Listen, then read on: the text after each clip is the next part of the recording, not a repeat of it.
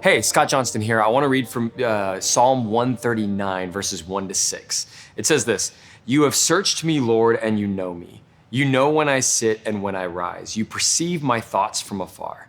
You discern my going out and my lying down. You are familiar with all my ways. Before a word is on my tongue, you, Lord, know it completely. You hem me in behind and before, and you lay your hand upon me. Such knowledge is too wonderful for me, too lofty for me to attain."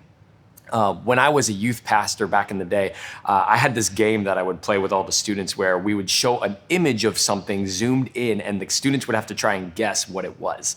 Oftentimes I'd come in with some sort of microscopic image that looked like abstract art and it would end up being orange juice. Or I would come in with an image that looked like from something from the I Spy books from the 1990s, and they would try and guess what it was, and they never could figure it out, and it would end up being sand, of course.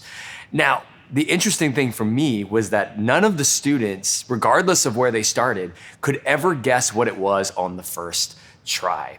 And so I would help them by zooming out the photo more and more and more until finally they were able to get a clear picture of what it was. You see, I find that game reflects our human experience in a lot of different ways. You and I live our lives zoomed in. I mean, we might get 70, 80 years in our life if we're lucky. And as we live our lives, we'll learn a lot of things. We'll experience a lot of life. We'll grow and learn in our little circles of influence as we go through life. But if you think about the thousands of years of recorded human history, our lives are a blip. They're like a vapor, right? The truth is we live our lives zoomed in, but God has a different perspective. You see, God is what we call omniscient or all-knowing. He sees and knows all. Not only does God have the zoomed in image, the zoomed in photo of what life is like, but he also has the zoomed out view. He also can see the full context of our lives. He is never surprised by our life and our actions. You and I cannot throw God a curveball.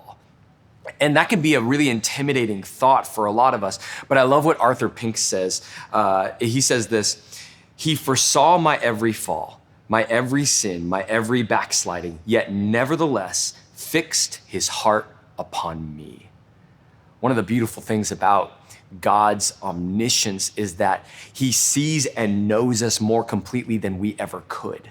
And his desire, his intention is to love you, that he knows you so well, and yet he still has set his heart upon you.